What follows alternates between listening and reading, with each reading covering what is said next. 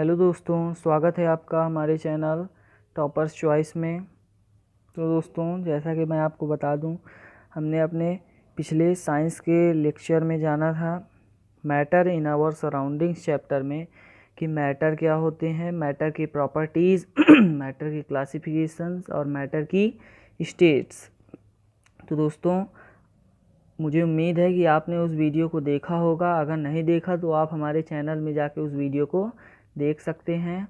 और हाँ दोस्तों, अगर किसी ने भी हमारे चैनल को सब्सक्राइब नहीं किया तो ज़रूर सब्सक्राइब करें और बेल आइकन ज़रूर दबाएं, जिससे कि जल्दी से जल्दी जो हमारे वीडियो लेक्चर की नोटिफिकेशन है आप तक पहुंच जाए। चलिए दोस्तों, अपने टॉपिक में आते हैं। तो दोस्तों, हमारा आज का टॉपिक है factors affecting the state of matters change, यानी ऐसे फैक्टर जो मैटर की स्टेट को चेंज करते हैं। तो जो हमारा पहला फैक्टर है उसको हम पढ़ते हैं effect of change of temperature, यानी टेम्परेचर के चेंज होने से मैटर की स्टेट में क्या इफ़ेक्ट होता है। तो दोस्तों चलिए जानते, इससे पहले हम जानते हैं कि जैसे हम एक एग्जांपल के तौर पे जैसे हम एक कैंडल लेते हैं, तो कैंडल हमारी किसी स्टेट में रहती है, सॉलिड स्टेट में रहती है। तो दोस्तों, जैसे ही हम उसको जलाते हैं, उसको बर्न करते हैं, तो उसका जो टेम्परेचर होता है वो क्या होने लगता है, इंक्रीज़ होने लगता है। और जैसे ही उसका टेम्परेचर इंक्रीज़ होता है तो वो वो सॉलिड होता है कैंडल का, वो धीरे धीरे मेल्ट होने लगता है। और मेल्ट होकर किस में कन्वर्ट होने लगता है, लिक्विड में। हालांकि ये बात अलग है कि मोम जो होती है वो फिर से दोबारा सॉलिड बन जाती है, लेकिन अदर जितने हमारे मटेरियल्स या जितने भी अदर हैं, जैसे आप आइस ले लीजिए, तो मैं एक एग्जांपल कैंडल का दे रहा था। तो जैसे ही हम टेम्परेचर इंक्रीज़ करते हैं तो जो सॉलिड होता है वो मेल्ट हो जाता है और लिक्विड में कन्वर्ट हो जाता है। अब क्यों होता है इसको जानते हैं। Because on increasing the temperature the kinetic energy of the particles increases, क्योंकि जो सॉलिड के पार्टिकल्स की काइनेटिक एनर्जी होती है वो टेम्परेचर के इंक्रीज़ होने के साथ क्या होती है, इंक्रीज़ होती है। यानी जो हमारे सॉलिड के जो पार्टिकल्स हैं उनकी काइनेटिक एनर्जी जब बढ़ गई, तो जो बढ़ क्यों गई, क्योंकि टेम्परेचर इंक्रीज़ हो गया, इसलिए वह काइनेटिक एनर्जी भी बढ़ जाती है। और काइनेटिक एनर्जी बढ़ने के साथ क्या होता है, जो हमारे सॉलिड के पार्टिकल्स होते हैं वो एक ग्रेटर स्पीड में वाइब्रेट करने लगते हैं। और वाइब्रेशन से क्या होता है कि उनके जो सॉलिड के बीच जो फोर्स ऑफ अट्रैक्शन लगता है वो धीरे धीरे क्या होता है, कम हो जाता है। और फोर्स ऑफ अट्रैक्शन के कारण जो सॉलिड के पार्टिकल्स हैं धीरे धीरे अलग होने लगते हैं और क्या होते हैं, मेल्ट होने लगते हैं। तो फिर क्या होता है, the particles leave their fixed position and start moving more freely, यानी जो पार्टिकल्स होते हैं अपनी फिक्स्ड पोजीशन छोड़ देते हैं और अपना फ्री से मूव करने लगते हैं इधर उधर। लिक्विड में चेंज हो जाते हैं तो अपना पूरा एक स्पेस पूरा उतना जो अपना ग्रहण कर लिए। और जो हमारा सॉलिड है, और मतलब एक स्टेज ऐसी आती है कि पूरा सॉलिड हमारा मेल्ट हो जाता है और लिक्विड में कन्वर्ट हो जाता है। ओके दोस्तों, तो दोस्तों अब अगले टॉपिक में आते हैं हम अपने। अगला हमारा टॉपिक है मेल्टिंग पॉइंट। तो दोस्तों चलिए जानते हैं मेल्टिंग पॉइंट होता क्या है आखिर। जो मेल्टिंग पॉइंट होता है हमारा, वो हमारे सॉलिड की जो पार्टिकल्स होते हैं उनके बीच की फोर्स ऑफ अट्रैक्शन की स्ट्रेंथ का इंडिकेटर होता है। क्या होता है, सॉलिड के पार्टिकल्स की बीच जो फोर्स ऑफ अट्रैक्शन लगता है उसकी स्ट्रेंथ का इंडिकेशन होता है। इसकी डिफिनीशन जानते हैं क्या होता है, the temperature at which a solid melts to become a liquid at the ATM pressure is called, MP means melting point. यानी ATM pressure, ATM means atmospheric pressure, वायुमंडलीय दाब, वायुमंडलीय दाब में एक ऐसा टेम्परेचर जिसके कारण सॉलिड लिक्विड में मेल्ट हो जाता है, इसी को क्या बोलते हैं, मेल्टिंग पॉइंट। और फ्रेंड्स एक नोट कर लीजिए, मतलब नोट है, the melting point of ice is 273.16 kelvin. जो हमारा आइस का मेल्टिंग पॉइंट कितना होता है, 273.16 केल्विन। चलिए दोस्तों, अगला पॉइंट आता है हमारा फ्यूज़न। फ्यूज़न दोस्तों जानते हैं क्या होता है। Fusion the process of melting that's change of solid state into liquid state is also known as fusion. यानी मेल्टिंग की एक ऐसी प्रोसेस दोस्तों जो सॉलिड स्टेट को लिक्विड स्टेट में चेंज कर देती है, उसी प्रोसेस को हम क्या कहते हैं? फ्यूज़न। मेल्टिंग की ऐसी प्रोसेस जो सॉलिड स्टेट को लिक्विड स्टेट में चेंज कर दे, उसी प्रोसेस को क्या बोलते हैं? फ्यूज़न। अब दोस्तों ये जानते हैं kelvin is the SI unit of temperature. देखिए केल्विन जो होता है हमारा टेम्परेचर का क्या होता है? यूनिट होती है, मात्रक जिसे बोलते हैं। और 0 डिग्री सेंटीग्रेड में हमारा 273.16 केल्विन, जिसे हमने पीछे पढ़ा था कि मतलब जो आइस का मेल्टिंग पॉइंट होता है वो क्या होता है? 273.16 केल्विन। अब दोस्तों अब हम ये जानेंगे कि कैसे हम केल्विन स्केल को सेल्सियस स्केल में चेंज करते हैं और सेल्सियस स्केल को केल्विन स्केल में चेंज करते हैं। तो इसके लिए चलिए हम पढ़ते हैं क्या कि to change a temperature on the Kelvin scale to the Celsius scale you have to subtract 273 from the given temperature. दोस्तों यहाँ पर सब्ट्रैक्ट जो लिखा है इस वर्ड पर ध्यान दीजिएगा कि सब्ट्रैक्ट पूरे हमारे नोट में ये सब्ट्रैक्ट हमारा मेन है कि जो हमारा गिवन टेम्परेचर सपोज दैट दोस्तों हमारा given temperature T is equal to 100 Kelvin दिया हुआ है, क्योंकि हमको केल्विन से सेंटीग्रेड में चेंज करना है। तो T हमारा कितना दिया हुआ है? 100 केल्विन। अब हमको किस में क्या सब्ट्रैक्ट करना है? 273 में 100 को क्या करना है? सब्ट्रैक्ट करना है। तो जब 273 में 100 को सब्ट्रैक्ट करें कितना आ जाएगा? 173 यानी 173 डिग्री सेंटीग्रेड। तो हमारा कितना टेम्परेचर आ जाएगा सेल्सियस स्केल में? 173 डिग्री सेंटीग्रेड। और यही टेम्परेचर हमारा केल्विन स्केल में कितना रहेगा? 100 केल्विन।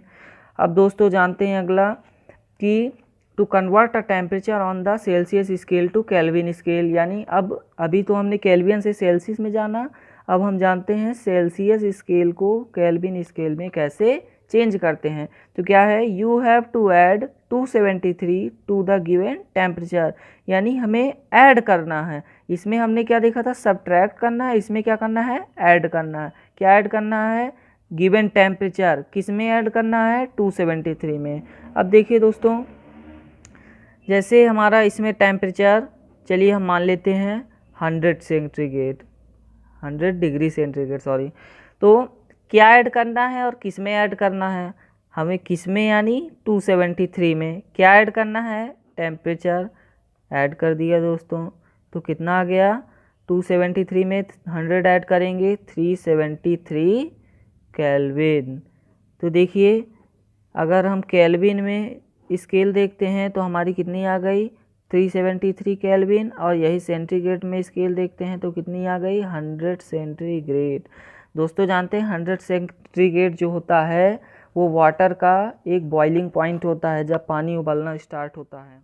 तो दोस्तों अभी तक हमने जाना कि कैसे हम केल्विन स्केल को सेल्सियस में और सेल्सियस स्केल को केल्विन में चेंज करते हैं। तो चलिए उम्मीद है मुझे आपको समझ में आया होगा। अब हम अपना अगला टॉपिक स्टार्ट करते हैं। अगला टॉपिक है हमारा the latent heat of fusion. The latent of fusion की तो इसके लिए हम फटाफट अपनी इसकी डिफिनीसन पहले पढ़ लेते हैं क्या होती है।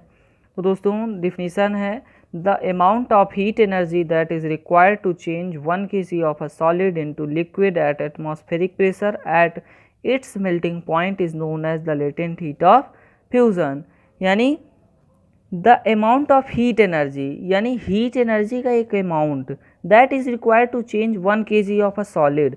यानी जो 1 kg एक अमाउंट है जैसे, तो सॉलिड को लिक्विड में चेंज करने का ऐसे समझते हैं कि जैसे सॉलिड को लिक्विड में चेंज करने के लिए किस में? एटमॉस्फेरिक प्रेशर में। एटमॉस्फेरिक प्रेशर में सॉलिड को लिक्विड में चेंज करने के लिए जो हीट एनर्जी की अमाउंट लगती है उसी के मेल्टिंग पॉइंट को हम क्या कहते हैं? The latent heat of fusion. तो दोस्तों समझ में आया कि मतलब एटमॉस्फेरिक प्रेशर में यानी वायुमंडलीय दाब में सॉलिड को लिक्विड में चेंज करने के लिए जो अमाउंट हीट एनर्जी का लगता है, उसी के मेल्टिंग पॉइंट को the latent heat of fusion कहते हैं या हिडन हीट ऑफ फ्यूज़न कहते हैं। उम्मीद है समझ में आया होगा। चलिए अगला topic boiling point. Boiling point की डिफिनीशन जानते हैं। The temperature at which a liquid starts boiling at the atmospheric pressure is known as its boiling point. यानी द टेम्परेचर, ये भी देखिए एट द एटमॉस्फेरिक प्रेशर। ये देखिए आपने ये नोटिस किया होगा कि इस चैप्टर में जितने भी डिफिनीशन हैं एट द एटमॉस्फेरिक प्रेशर में, यानी एटमॉस्फेरिक वायुमंडलीय दाब में ही सब हो रहे हैं। तो दोस्तों ये ज़रूर ध्यान रखिएगा। एट द एटमॉस्फेरिक प्रेशर एक ऐसा टेम्परेचर जिसके कारण हमारा जो लिक्विड होता है वो बॉयल होने लगता है या स्टार्ट बॉइलिंग होती है। यानी जब हमारा एक ऐसा टेम्परेचर एटमॉस्फेरिक प्रेशर में जिसके कारण हमारा लिक्विड बॉइलिंग स्टार्ट करने लगता है, उसी को हम क्या कहते हैं? Boiling point. Boiling is a bulk phenomena. ये भी एक पॉइंट है, इसे नोट करिएगा। Boiling is a bulk phenomena, यानी जो हमारा बॉइलिंग, जैसे पानी उबलता है ना, तो बॉइलिंग यानी उबलना ही एक बल्क फिनोमिना है। यानी एक बल्क मीन्स क्या होता है? बल्क मीन्स तो उबलना होता है।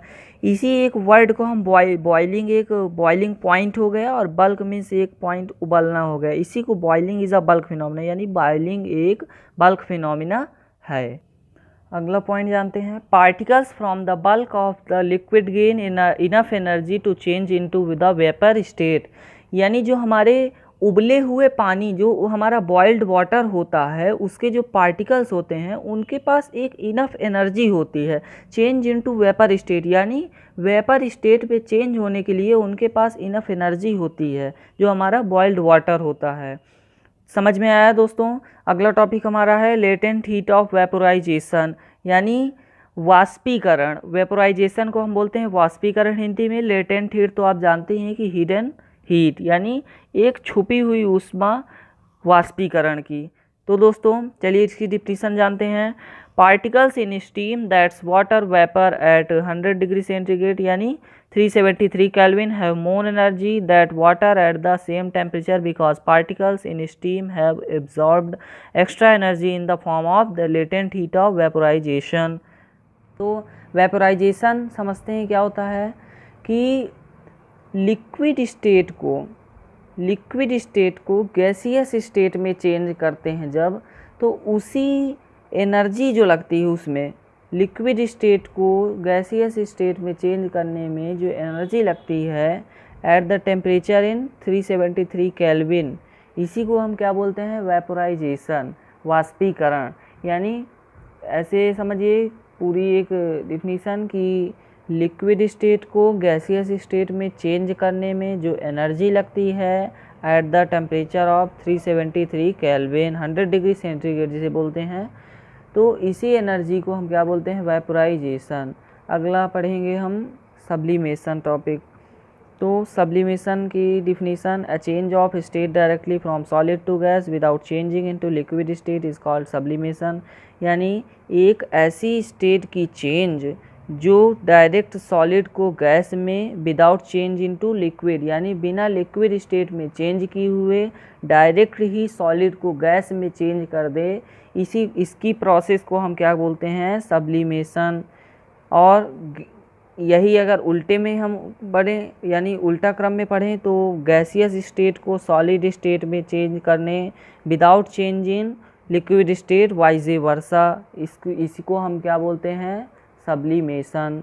तो दोस्तों आज हमने अपने topic effect of change of temperature में हमने जाना कि फ्यूज़न क्या होता है, मेल्टिंग पॉइंट क्या होता है, टेम्परेचर के चेंज होने से क्या इफ़ेक्ट पड़ता है मैटर की चेंज में, और हमने जाना कि कैसे सेल्सियस स्केल को केल्विन में और केल्विन स्केल को सेल्सियस स्केल में चेंज करते हैं, और सब्लिमेशन जाना, वेपोराइजेशन जाना।